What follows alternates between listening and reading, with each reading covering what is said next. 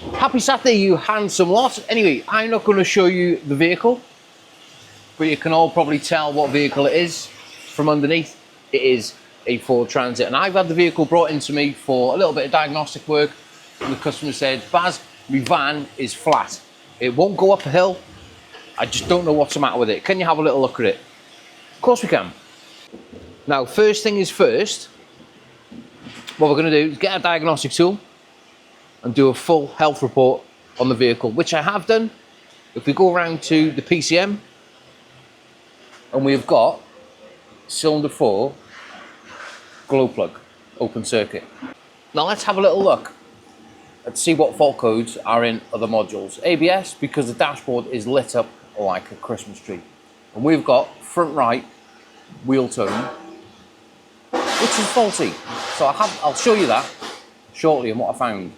Now let's get back to why this van is flat and it has got no power in it whatsoever. But I'm going to give you a little bit of a clue.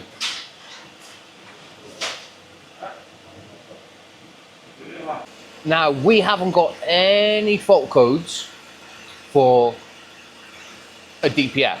Now, we all know that these transits by now, as soon as they get a little bit blocked, the light will come on. And we've got no fault codes whatsoever. But however, when you go full detective mode, I don't know whether you can see, but that DPF has had a great big drill straight through it. I know what's been done here, you know what's been done here. It's had a DPF solution and somebody's chucked the drill straight through the middle of it to try and get them DPF pressures down. Well, unfortunately, I don't know how. A drill's obviously been put through it, as you can see. But if we go around now to our little manometer, let me just put the light on.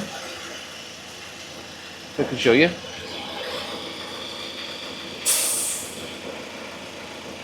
It is reading 40 millibar at tick over. I've come over here for a little bit of a peace and quiet underneath the vehicle. Now, I've taken the van down the road for a little bit of a test drive before I even got it up in the air and one thing another, just to listen, see if we've got any boost leaks, because a customer did complain of, when you're driving it down the road, you get like a whooshing noise. And I thought it was a boost leak. And when I looked at the fault codes, I was like, yeah, but I should be seeing a boost or some sort of air correlation. But anyway, the whooshing noise that he is hearing is actually exhaust gases blowing from somewhere. Now what I've done just to show you, drop the vehicle down, and if I go touch the throttle a little bit,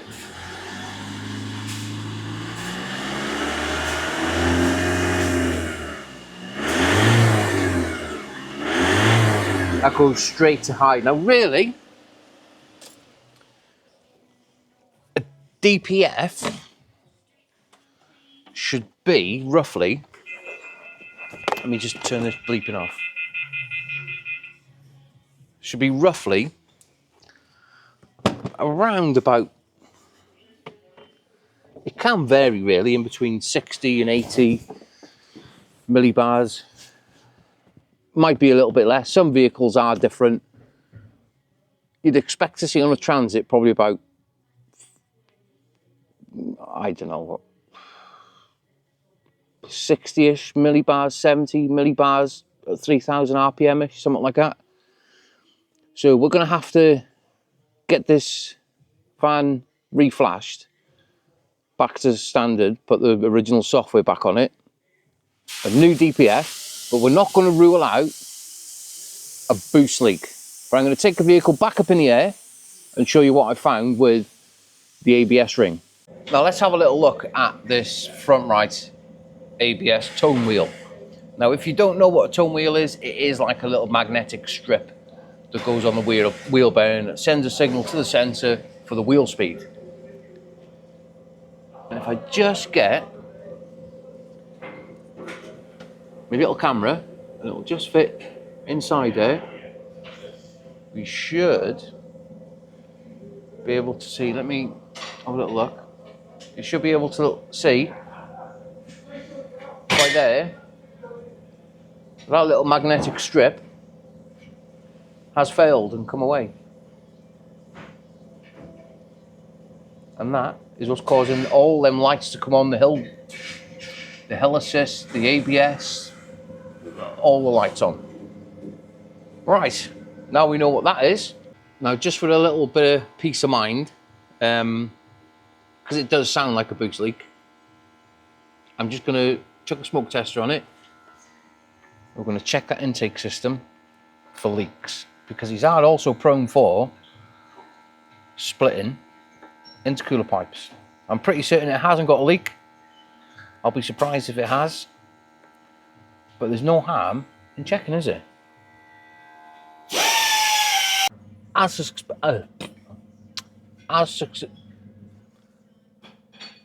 suspected, we'll get there in the end, won't we?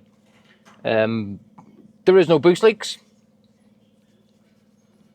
so it's just a case of that DPF just hasn't had the DPF solution correctly, which is now could cost this customer quite a little bit of money. Now I know a lot of you are going to say, oh, just drill it out, make the hole bigger, take it all out. And unfortunately, it is a legal requirement for a DPF. It's such a sore subject, the DPF and stuff. But anyway, I've had a little look at, if we go back to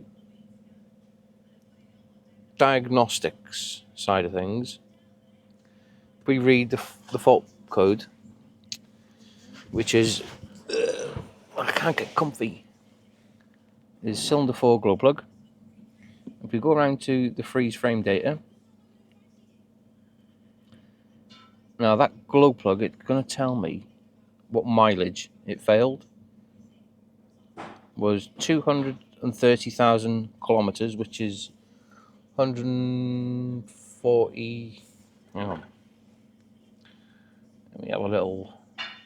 230,000 kilometers into miles. 142,000 miles,